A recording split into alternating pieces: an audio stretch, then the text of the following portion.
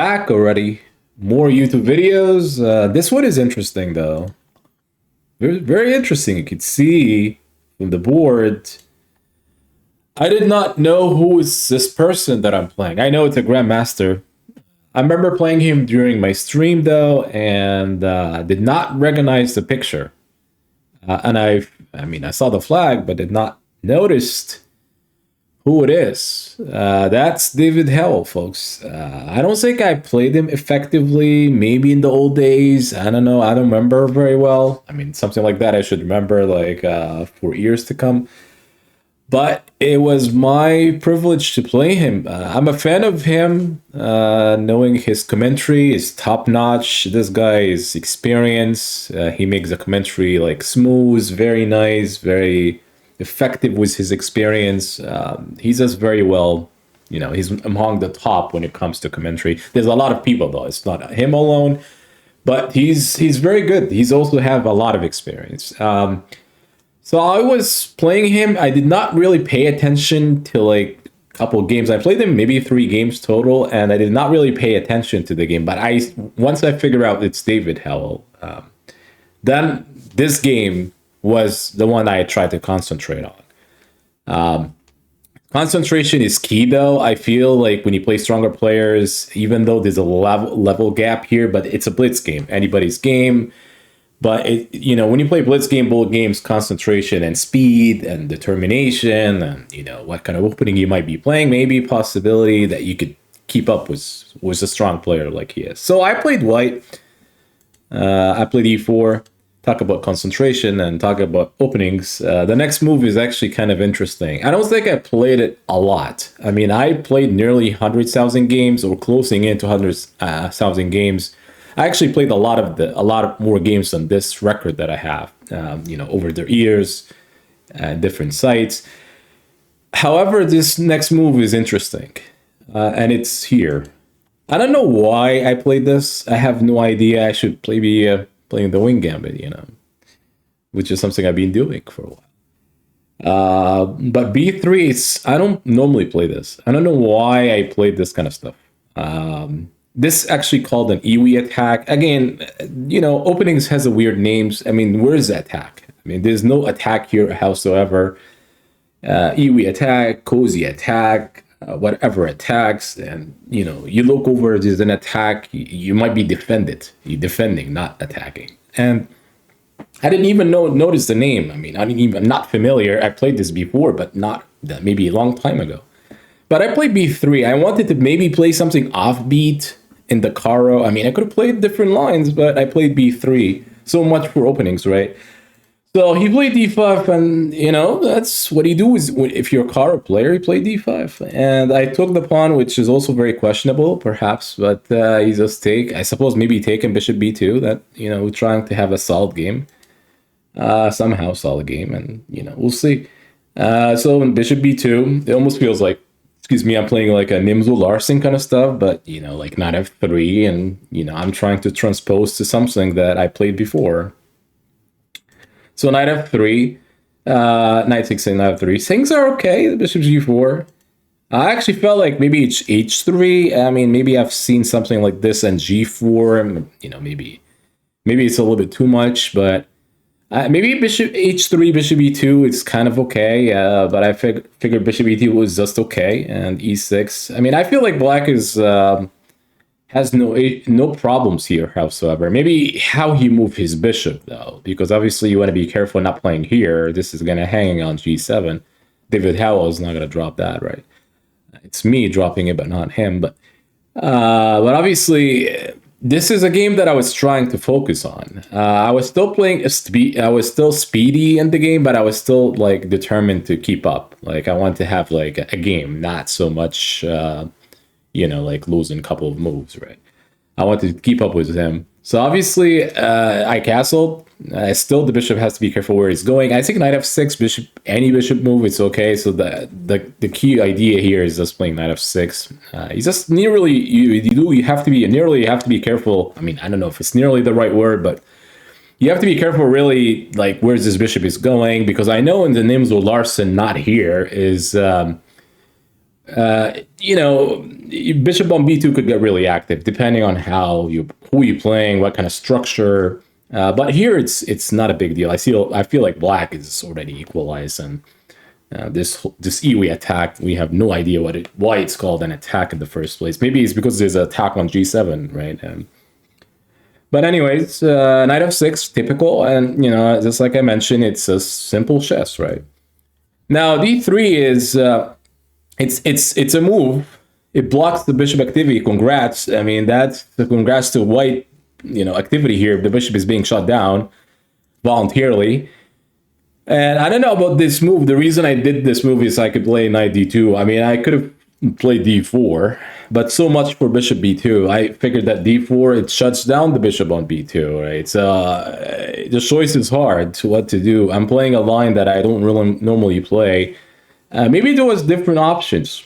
Maybe it's knight e5 or something. Maybe you consider trading on, and then if you take on e2, you take on e5, bishop takes e5. Something like here you take, or here you take, here takes, bishop takes. It's equal. Maybe more activity for white after that. c4. It's an equal game though. I don't think there's any actual activity here, but I think instead of d3, knight e5 was possibly trading more, less pieces, equal game, leads to a draw, right? Perhaps. So here I went with d3. This is actually a move I don't like. I played it during the game and I felt like lousy about it because obviously that shuts down the bishop. It feels like, white is already being passive. The point of d3 is knight b d2, but it's not a big deal. You could just play knight e5 instead, and you don't shut down your bishop like that. But anyways, he played bishop b6. You can see that black is already active, where white is just not sure what he's doing. Knight d2 and castles h3. He's not gonna trade because any kind of trade it may favor white. So here it's okay. a3. This is maybe okay to allow. This b4. You could play c4. But after e3, maybe it's a5 could be a move, but then it's not that clear if you really want to play e5 because this weaken up b5 square. He played e5. I actually feel like this move is interesting.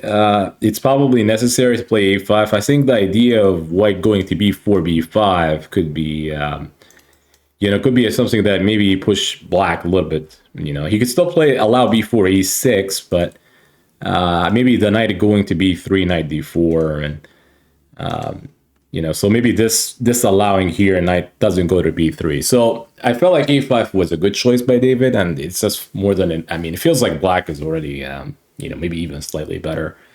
But maybe keeping an eye on b5. When we say keeping an eye on b5, each time you make a move, like a pawn move, it could give a weakness. b5 technically is a weakness. It's a square that maybe white could take control over, but how? Maybe later, like maybe you could play knight d4. If he doesn't trade, you play knight b5. So you went from, your knight was on f3. Somehow it, went to b5.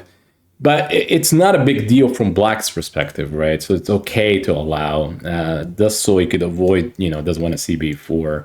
And so I felt it was a good decision by him anyway. So c4, trying to generate some ideas. Queen c2 was in my mind. Maybe rook c1. Just to see how the game is going to progress. Where's the progress here for me? But, obviously the game is still early stage in the opening. So rook e8, knight d4. And that, yes, I had my mind on b5. And I also wanted to trade. Now, it's funny that I did that move. I could have done this move long time ago. And instead of playing like d3 and this nonsense that I was trying to do, it would be in a different game. And instead of like black being active here, like with the pieces, and I'm not really sure where I'm going with my pieces, but at least knight d4 is like I'm heading toward b5 if he's not really trading it on d4, right? So I think bishop g6 is interesting. I feel like that's actually the best move. I don't think taking here was beneficial, even though I think takes and e5 could have been a move, but this allows knight f5. So I was not really sure during the game. I felt like bishop g6, no need to trade the pieces to make white. White is slightly cramped with the pieces, so you don't want to help white. You just want to see the pieces as cramped as possible for white, and that's even grandmasters are known for that. Do you see you're not getting active? Do you want to see you're not active throughout the game, right? For the next 20 years, and not for the end of the game, but for as long as possible, right? And grandmasters are known for that. Even if they play blitz games, you know what to do. So I played knight b5. Now that's interesting. So even though he played bishop g6, now knight b5, and that's actually what I meant by a5. And I spent some time explaining that I felt like knight b5, maybe even though bishop g6 is a move that I liked, maybe now I put my knight in a better square. I felt like here I was a little bit comfortable. It's nothing like before. You could see the knight was on f3. Now it's on b5. So usually knights are pretty good once they are on the other, they are closing into the opponent's pieces, because the knight here, you can see it has more, more squares that it goes to. So even though we take control over b5, I felt like it's not big of a deal yet for me, but at least white now holds the game, right? We have a game in our hands. And he played bishop here. So obviously he was a bit concerned that, I may just take here. Maybe the knight would achieve the goal to go to f3, knight b5, take on d6. We may have the bishop pair. There was no need to allow it. So he played bishop f8. I understand that move very well. Makes a lot of sense. And maybe deal with this knight later. It doesn't have to deal with this right now. So I played knight f3, and I felt like this move is actually interesting by me, because now the knight is not doing a damn thing on d2. It's not going anywhere. The knight doesn't really belong on second rank here. I mean, you see, if the knight is on c2, d2, you don't have too many squares. They are limited to, lower squares nearby against the opponent. You want the knight always in, like in a position like knight e5, always a knight on d6 is always good. If it's not like if you get a knight on d6 without being attacked, then it has more. Let's say we have knight d6, assuming there's no pieces on the, for black, it does have some more squares it could go to. This is the reason why a knight on d6 on the c file. On the 6 file, it has more squares that it jump to, as opposed to the d7, as a 7th rank, I mean. So the knight belongs into nearby the opponent's pieces. So it's better to have the knight on f3 than on d2. So that was achievement by me, is to try to get, I get my knight on b5, now I get my knight at f3, maybe I'm going to knight e5, I could go to knight d4. So that was good stuff so far. So rook c8. Typical move. You want to try to, put the rook in a better square. Rook e8 is not doing anything. So rook c8, is more direct on c file, assuming this is going to open up soon, right? Perhaps. So rook e1, it's the same concept. Maybe bishop here, trying to open up lines if I'm able to. It's more like waiting time. Rook c8, rook e1. h6 felt like it's a waiting move. And then rook c1. So I felt like, both of my rooks are moved. Maybe the queen is a little bit weird on d1. I felt like my queen doesn't belong to d1. I'm not sure where the queen belongs at. Even queen c2 doesn't make a lot of sense. It's the same direction as the bishop, and rook c8. I mean, maybe queen d2, but I even felt like it's not properly, it's not doing much on d1. You could argue and say the same thing for black, but so this may be the only piece left that it has to be developed properly for both sides. So he played knight d7. Now this is some Grandmaster stuff happening on me now. So the knight d7 is more, you could see that he's allowing this kind of stuff, but he has a bishop on f8, so there's no targets on g7 ever. There's not an issue per se, but I think the point of knight d7 is actually some kind of a jump on c5. Taking control over squares, just like I was bragging about how I could get to knight b5, she's also able to, to put a piece on c5 and make the jumps, It's not you, Stellar, that make all the jumps, it's also your opponent could do them, And I felt like this move is interesting. This is typical, like, take control over squares, make your pieces better. The knight was not doing anything on f6, you may as well put it on c5. And we talked about this, like how the knight, you put on c5, it has more squares. I mean, you could visualize this kind of stuff.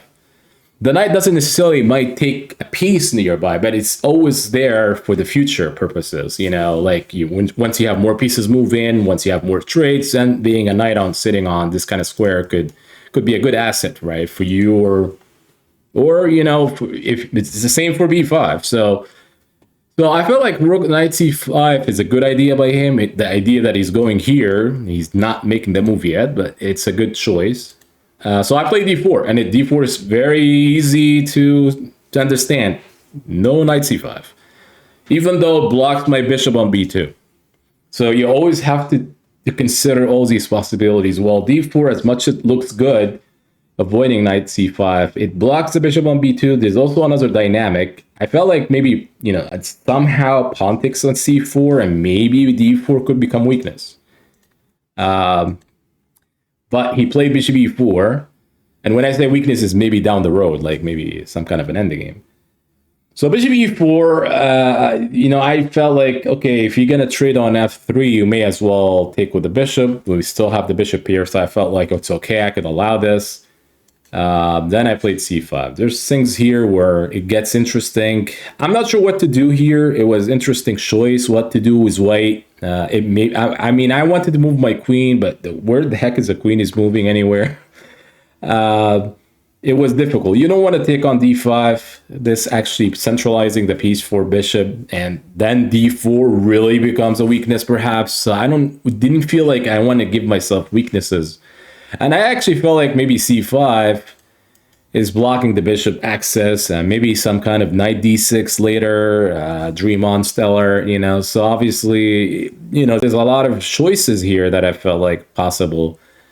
So that's the reason why I played d5. I'm not sure if it's the best move, but I feel like, it's also connecting the bishop, so that maybe also the bishop could have more scope, even though the knight is sitting on b5, right? But the issue I had here, though, I felt like the bishop on b2 is like collecting dust. When I played d4 during the game, I felt like that's not really good, right? But I'm still keeping up with him. I was up on time, he was still thinking, and I felt like here is kind of a balanced game. It almost feels like it's two Grandmaster playing, but obviously that's not the case. But, it's just a little bit of concentration, you could keep up, right? So here he played b6, and I actually felt this is maybe the reason where c5 maybe, is it a good move or not a good move? And b6 is actually interesting. Now when the knight sits on d7, right, you do have to consider that chess plans are always changing. It doesn't say this, you don't have the same plans all the time. It could change, right? When he played knight f6, knight d7, you guys remember that he was trying to jump to c5. And once I played d4, this whole plan is shut down. He couldn't play knight c5. So now you do have to find a different plan, meaning that you don't have to, you're not going to knight c5. You're not going back to knight f6. You don't want to waste moves. Once the knight was on f6, and you played knight d7, you don't want to going back to knight f6. You want to put it in a different square. So I felt like b6 is interesting. Now I felt like if I'm taking on b6, the knight goes to b6. And now I was throwing my head. I felt like if I were to take here, there's some kind of nasty stuff that could happen, like a4. This is some positional ideas where if you play b4, maybe he could even do like knight c4 kind of stuff.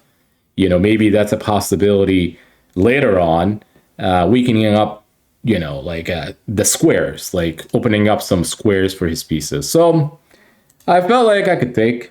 Let's see. My choices is limited, so I felt like I would take. However, maybe this. No, maybe everything is okay so far. I think maybe the next move or two. So now eventually I moved my queen. He moved his queen though. So we both tried to achieve the goal. The only piece that was not really moved is his queen and my queen. So he moved his queen. I was like, okay, I'm going to move my queen. Maybe queen d2 here is okay. I felt like the next move. I felt like around here. I felt like around here I made a blunder. So queen d2, even though I wanted to move my queen, it was not the right choice, not the right time. Because I felt like queen d2 may allow bishop takes f3. And he didn't see it though. I don't think David saw it because the next move was knight e7. So this move is very simple. Is because if you were to take on here, assuming that you have the bishop pair, we talked about him going to e4 early and then take on f3. Bishop pair, that's good for white.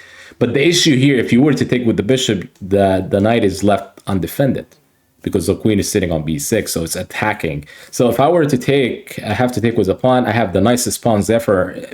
ever in this position. He would have the two double pawns, and he may still play 97, and his position is really increasing. I don't feel comfortable with this position. Like here, the double pawns here, it's near the king, and you could eventually weaken f4 square and later on. I mean, maybe I could visualize the knight coming to f4 later on. I felt like this was the best chance for black now to prove that he has. And I did not like to see this bishop takes, but to my surprise, he played 97. It's typical for blitz game, especially when he has 1 minute left in his clock. Is sometimes when you have less time, you don't find the optimal moves. Sometimes you have a plan and you have an idea in your mind once he moved to queen b6, and he wanted to follow up with a plan is to counter this knight on b5. Just like I figured that knight b5 is a good piece. He knows it's a good piece, and he figured that knight e7, which makes sense. You want to trade, the knight on b5 because the knight is sitting on b5 in a good square. So he's just trading, and that's a good choice for black, which it is. I mean, I actually felt like that's a good deal, but obviously we both missed the fact that here that's a good choice by black. So I took queen takes, and then here it's interesting. We have a new dynamic, meaning that b3 is weak.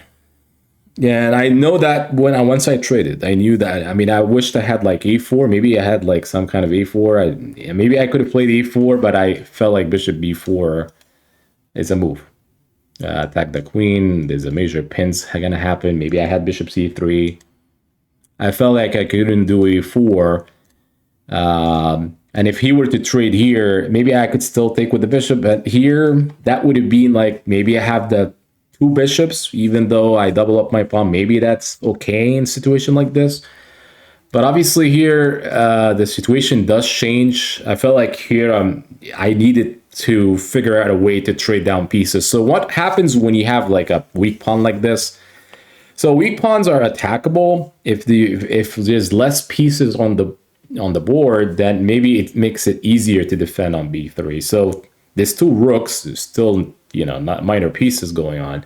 So if I were to trade more pieces, that's going to make it hard for him to win on b3. So that's actually a technique or a way that the less pieces, the less chance that he could win on b3. The more pieces on, the more chances he could pile up his pieces and try to win on b3. So I figured this is something that I have to deal with right now, is take the rook c1, trade everything. And that should be interesting for white, because now the white here has an issue. The bishop is now, you could see that is active. We don't have this problem just like in the opening. We had an issue when I played d3. This is no longer the case. It's also no longer the case if he takes here. I could take with the bishop. The issue is two issues for white. It's actually b3's weakness, and bishop b2 is still it's a crazy piece that has nowhere to go, and I figured that even if you were to take here, maybe even take with the bishop, not even with the queen. So that way I could get the bishop somewhere, an e3, better square, or bishop d2 as soon as I move the queen, and a better square than b2. So I played here, and he played rook b8. He understands that, just trading is just helping white. You always need to create some trouble to your opponent. You don't necessarily helping your opponent. So he knows that rook takes c1. I could even take with the bishop, knowing that, the piece stinks on b2. And if he were to take on c1, he's just helping white, and there's no need for that. So he's going for the weakness, which makes sense. He's just avoiding the trade, rook b8, he's just attack on b3. But now, since I traded one pair of rooks, it makes things a lot easier for white to defend, right? It's not entirely easy to win the pawn, and obviously I tried to defend, which I was able to. Queen e3 makes sense. So here it's simple. I'm just defending here. Any kind of a4, it's leading to b4. And you really have to be careful making this move, because a4, b4, you are allowing a pass pawn. Okay, so there's still 2 versus 1 in this side of the board. Assuming we trade everything, this could be a problem. So obviously, you want to be cautious about a4. You could still do it if you have a way to control the pawn, not moving too fast, not trading a lot.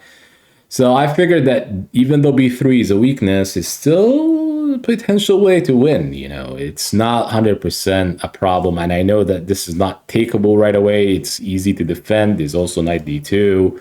There's bishop d1, and I figured that I still have, you know, the open file for the rook, so I may have enough to defend here in this kind of position. So he played queen b7. He understands that a4 is difficult to make a move like this, but he's putting another pressure on the pawn. So now he's saying, well, I'm attacking it, right? So, and the rook is behind the queen. So here, and guess what? The bishop is still stinks on ab2. So obviously I had to defend it right away. Knight d2. Knight d2, maybe it's a good move as well. It does serve two purposes here. Maybe I can actually attacking on e4, you know, trading this way. Because if I were to take, let's say if it's white to move and I took on e4, maybe I could even play bishop c4, maybe somehow play d5. The bishop may connect this way again. And then this could be a trouble because he would have double pawns. I defend on b3 easy on bishop c4.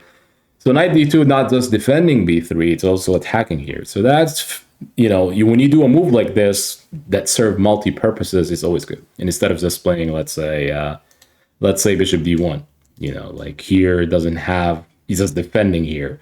So knight d2 is more direct. And this is actually what I mean by concentration. Like maybe if I'm, you know, not concentrating enough, I could just simply play here.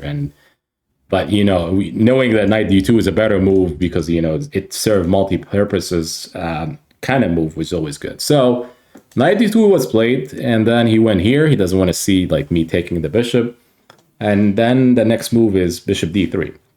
I figured that the bishop on e2, maybe this move is a little bit, you know, not precise enough. I mean, it's kind of interesting. Do I just keep the bishop on? I mean, maybe I should just keep the bishop on. You know, I felt like this diagonal was pretty good. You know, maybe I needed this diagonal. I still have the two bishops just like he does.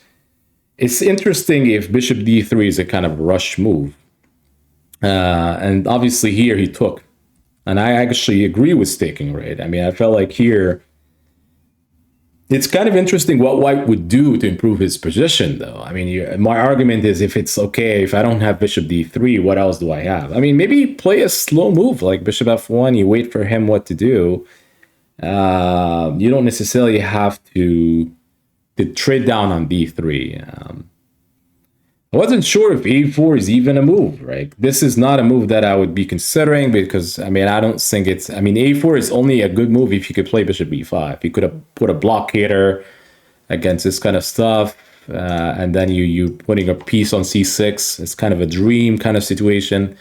But maybe here he's just giving b4, like something that black could control, just like you might be controlling a b5, so I felt like it was a trade-off. I mean, I did consider this move, but obviously I felt like maybe, you know, David Howell, I'm playing David Howell, is probably better to just trade pieces. Sometimes when you play stronger players, you just feel like trading more pieces is beneficial, but sometimes you have to play the board, you know, what the board is really telling you what to do.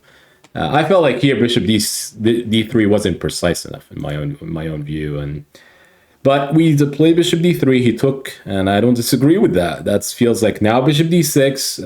Now it's the reason also bishop d3 is not that great. Now the same issue still pending for me, that the bishop on b2 is not doing much. So you could see that this bishop is much stronger than this one. And why this? Because you could see this diagonal. Even c7 is playable. So the more diagonal the pieces have, the more it's better. Right, this is all diagonals that the bishop could go to. So even though if it's not creating threats, but it's still active, you know, it could create threats later. You know, like maybe 10 moves from now, where the bishop is just being locked. I mean, I have this 2 squares for myself. I mean, this is a huge difference, huge imbalance. And you look over this kind of position, you know, in a heartbeat, that bishop b2 is just simply stinks. It's a terrible piece. The only thing here that maybe if you're able to trade this for that one, then it's a trade. Then it's okay for white, right? You could argue and say this is becoming really equal. I felt like black still here have something going, but it's not enough pieces to create some issues. I mean, maybe knight f6 is also a plan he could have done, but obviously I played here, waiting move. He played here. Here is a little bit surprising. I actually felt like rook c8 is not necessary. But he may not see an improvement. Maybe it's knight f6, maybe knight f6, and I'm not sure if it's, if he's heading toward knight e4. Maybe he wants to trade here, you make use of the queen on d5, and somehow b3 could still be a weakness, still attackable. It's still a weakness, but it could be attackable that way. So maybe knight f6, maybe the only way, but it's still maybe defended. I still defend the position, right? But he's down on the clock. It's going to be 1 minute chess now. So he felt like maybe it's easy to just trade pieces, just like when I played bishop d3. Just trade and then find a way in the end of the game. I mean, we are already in the end of the game, deep in the end of the game to find a way to win. So he played here, I took. Now, once you trade the rooks, the reason I'm saying this is actually not a big deal for white, because now there's nothing really going on. You're not going to win that easily. The b3 now pawn is okay, being a weak all day long. You don't have enough pieces to attack it, right? So minor pieces here, bishop knight, and the issue is going to be not a big problem on b3. There's still issue on b2, but this actually becoming less so, because after I traded on c8, I saw that my king could go all the way to d1. I could do this, waste the moves, and I still feel like this is okay. Now, the issue is if I'm able to play like b4, like if I'm able to trade queens or something, if I could make use of 2 versus 1 and getting the bishop on b2 in a better square. That's actually the question that I had during the game. Could I do a shock here and, turn this in my own favor here? So I played here. You could see why the king is moving now back, because we have a new dynamic. You could see this is like, you could figure that this is a wasted move. You played already here with the king. Is it that's a wasted move? But once you traded on c8, it's an entirely different position. I mean, if the rooks were still on the board, you don't play king g1 again. That's going to be a wasted move. But now, since we have a new dynamic, new position, entirely new position, you could still play, you could go back all the way to d1. Now, I actually felt like here I had queen c3 also. The idea is very simple. If you trade, and, you're attacking e5. I'm assuming he's going to take on e5. Or may not take on a5, he may still defend on a5. So maybe queen c3 was a move. That's maybe one way I could have done it. So the bishop could get better square, bishop c1, knight move. And eventually the bishop gets activated on, c1, this diagonal kind of stuff. So maybe I could have done it here, knight f6, king f1. You could see the plan is easy, go to king d1. And black doesn't have a way to stop it or anything. And I mean, this is not a line that you look at. You just simply look at the, idea. This idea is simple. You just bring all the way the king here, so you could play like queen c2, and it's an easy draw. So queen c2 here takes. I figured here there's no way both sides could make anything. I would be cautious about black. Like maybe white could make inroads here. Like maybe white could actually find a way. It's 2 versus 1. Assuming we trade every single pieces here, 2 versus 1 could be an issue. Depending on how the position is landing, like where's the pieces, where's the king, I would be concerned that 2 versus 1 here could always be. I mean, if the king is like miles away, let's say on h5, and my king is on f3 or something, and everything is traded, then it's b4 wins, right? So you have you could create a pass pawn. That's the reason why when we say 2 versus 1, meaning that pass pawn could be created, and that's how you win games, right? So. But since his king is close by, I mean, it's not going to happen here. So he played bishop f4. I think this is interesting move because take here, and maybe having the knight versus bishop, it's interesting situation. I feel like if the knight versus bishop here, would it be interesting, which I allowed. I'm allowing it. But here, he didn't feel comfortable taking on d2. And this is interesting because if he were to take on d2, I was preparing if he were to take here. This is actually attacking e5, so he probably going to play let's say king b5, maybe bishop e1, and if any knight e4, it's going to protect on f2, and maybe I'm eyeing e4, and this may get very interesting, very dicey as a matter of fact, because now I could create a pass pawn, some kind of a pass pawn, and then the bishop could get really active, including going here. So I was okay, and he just put my bishop in a very active spot, right? The bishop was on b2. And again, this is actually what I keep saying. If your opponent is trying to, his pieces is not really active on b2, you don't help him be getting active. would be a huge asset for white, right? So you don't want to do this. You want to make white continue doing his progress in his own, but you don't help him out. So he played here, interesting enough, and I played here, king b6, f3. I'm not sure about f3 though. This is where bullet chess plays a role, and I felt like f3, so he doesn't have knight e4. But now I could really be, maybe knight h5 is something I have to be careful about, because maybe knight f4 move the bishop, and then knight f4 the pawn is weak. It becomes really a mess. He didn't do it. I figured I did not see it fast enough, but after the game, I felt like knight h5 is really a big issue. It's probably draw still. Like the king may go to d3 anytime he takes bishop here, so he doesn't have knight f4. But he played here, and I could understand why, because he's looking at some kind of knight d6, knight f5, maybe attack on d4. So I played here, and I figured that we could trade. This position is really heading toward the draw at this point. I don't think any sides now could make him progress, especially after a4. I don't have the break that I'm talking about now. It's not that easy. Some kind of bishop d6 could always stop it, even if you play here. The a5 could always take on b4. It's not easy now anymore. It's a draw. It's a fair result here. So he played here, g5, knight e3. I'm just making moves, and g4. So I'm actually putting my pawns in light squares, so it wouldn't be attacked by the bishop. It's a way to play. It's so obviously it's a way to play against, if the side has, let's say if he has a white, if this is white, bishop like sitting on c6, and the pawns are all light squares, it could be attacked, right? The bishop could attack any pawns on light squares, but the bishop is on, it's a dark square, so it doesn't attack any of these pawns, right? But that's not the case. He plays here. That's not the case that this is winning or anything. It's just leading toward a draw. So king d3, bishop here. And I felt like here I wanted to offer him a draw. I didn't feel like beating David Howell here. Knowing my skills with bullet chess, even he's still fast. There's a way you could outplay black time-wise. I could play like for example, like you could play bishop e1. You may trick him on the time that white doesn't necessarily make a blunder, and maybe at the right moment you play b4. Let's say I played here, you played bishop f4, then maybe b4 here. You create a pass pawn, and this is how you could win a game like this in the bullet chess. He's still 14 seconds versus 22.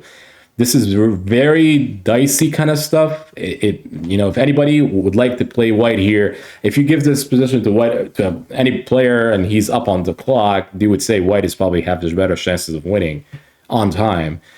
I believe I offer him a draw here. I didn't feel comfortable beating, and I think he rejected it. It's okay. He may not saw the draw offer. It was a quick one, so sometimes people doesn't have time to see the draw offer because he may lose seconds. He probably thinking I'm gonna flag him, but in my own mind, I wanted the draw. I don't want to beat him here. As a matter of fact, I keep saying this over and over again. Sometimes in a position like this, people could disconnect. It could happen. Internet, it could be disconnected at any given second, right? Let's say if he's disconnected here, and I could win right on time. There must be a feature that chess.com should allow people to.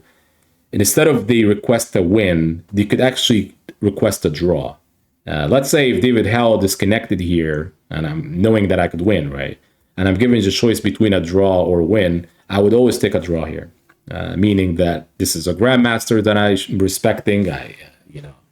I know his skills. I know this is a position that I should never win at, even though it's, maybe white could create a pass pawn.